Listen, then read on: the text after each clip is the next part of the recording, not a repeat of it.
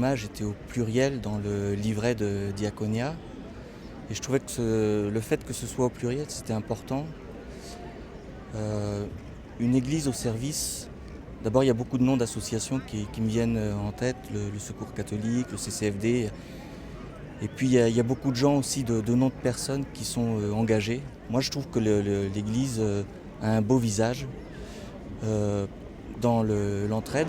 On organise tous les dimanches, après la messe, dans une paroisse du 4e, un repas fraternel. Et c'est un peu le prolongement de la table eucharistique.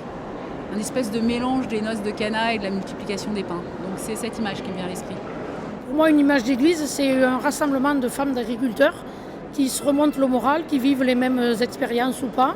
Et on s'aide les unes les autres à la manière de chrétiennes dans le monde rural. Pour moi, c'est la croix, mais mystérieusement, parce que je crois qu'on passe tous par cette croix, en fait, où Jésus, pour moi, c'est là où je puise l'amour de Dieu. Et que le service, c'est quelque chose qui est dur pour nous aussi. Enfin, il faut se donner, il faut aller jusqu'au bout de nous-mêmes. C'est pas quelque chose de si facile que ça. Et du coup, la croix, pour moi, c'est à la fois le don, la difficulté, et en même temps, je reçois tellement parce que c'est ma source, en fait. C'est là que je reçois la vie. Une image positive, c'est de se dire que on est les uns avec les autres, qu'il n'y en a pas sur le côté, il n'y en a pas sur la route. Et dans nos communautés paroissiales, c'est quand même difficile de dire que tout le monde est acteur et moteur. Et une église au service, ça voudrait dire qu'on fait chacun attention à l'autre, à sa place, et que on puisse être ensemble, en communion, en union. C'est ce que je vois, voilà. C'est peut-être la dernière image que l'on a en quittant une Eucharistie. Allez dans la paix du Christ. Ne restez pas ici, vous avez reçu beaucoup, allez le donner. Une église qui a les portes ouvertes, une église qui s'intéresse à ce qui fait la vie des hommes et qui apporte quelque chose d'original.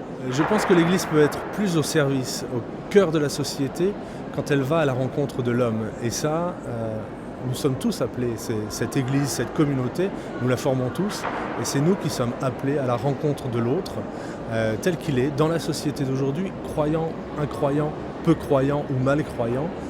Dans mon pays, quelquefois, il y a le stress pour le travail, parce qu'il y a la pauvreté, il y a ces choses. Il y a les femmes, comme je dis tout à l'heure. Je crois que la manière que j'ai appris ici à Diaconia, c'est que la personne, ce n'est pas seulement l'estomac, c'est toutes les personnes.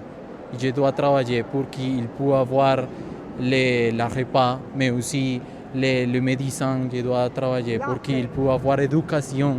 C'est travailler toutes les personnes. Je crois que c'est mon tâche, mon travail que je dois faire comme personne, dans les séminaires ou en autre lieu, autre endroit.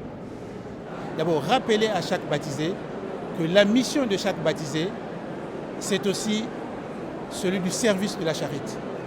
Que le service de la charité, et là, Diaconia nous l'a bien rappelé, n'est pas l'exclusivité de quelques personnes, mais c'est d'abord rappeler à chaque baptisé que la mission de l'Église, elle passe par le service de la charité.